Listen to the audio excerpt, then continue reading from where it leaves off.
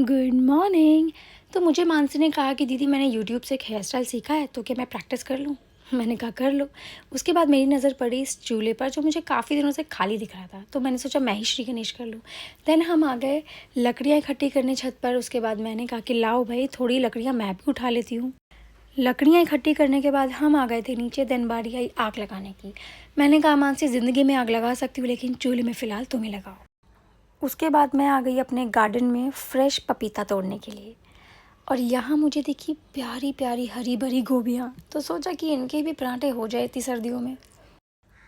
और सारी सब्जियाँ तोड़ने के बाद मैंने ठुमक ठुमक की प्रस्थान किया अपने घर की ओर। और यहाँ टफ़ी महाराज सोच रहा था कि मैं टमाटर इसके लिए लेके आई हूँ।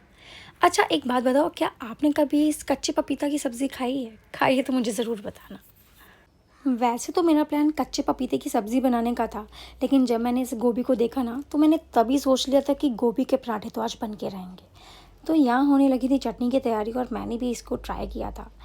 लेकिन फिर मैंने सोचा कि भाई मानसी ये काम तुम्हारा है और तुम ही करो, मुझसे नहीं हो रहा।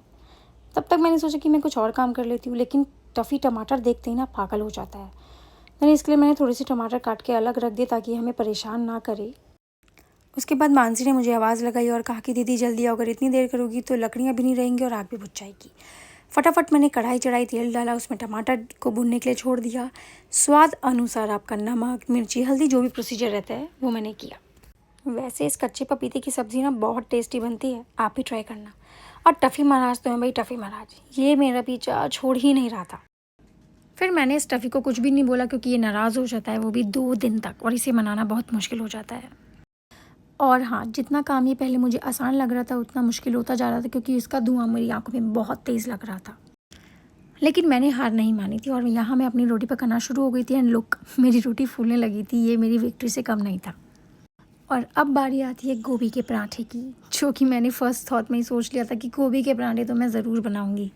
आप देख सकते हो यहाँ मेरी थाली रेडी है जिसमें चटनी, कर्ड, पपीता की सब्ज़ी, गुड़ और मज़ेदार गोभी का पराठा। पहला पराठा बनने के बाद मैंने तो कहा था मम्मी गर्मा गर्म आज आप बैठ के खाओ, आपका दिन है। क्योंकि मुंबई चले जाने के बाद मेरी मम्मी मेरे हाथ का खाना बहुत ज़्यादा मिस करती है, इसलिए जहाँ तक होता है मैं उनके लिए कुछ ना कुछ बनाती हूँ। उसके बाद मानसी को भी ये कॉम्बिनेशन बहुत ज़्यादा टेस्टी लगा था। सबको खिलाने के बाद मेरी मम्मा ने कहा कि तुम थक गई होगी, आओ मैं तुम्हें सर्व करती हूँ। और ये फर्स्ट बाइट लेने के बाद ना मन कर रहा था कि मैं अपने हाथ चूमती रहूँ, ऐसा लग रहा था कि मैं क्लाउड किचन ओपन कर लेती। मिलती हूँ नेक्स्ट वीडियो में।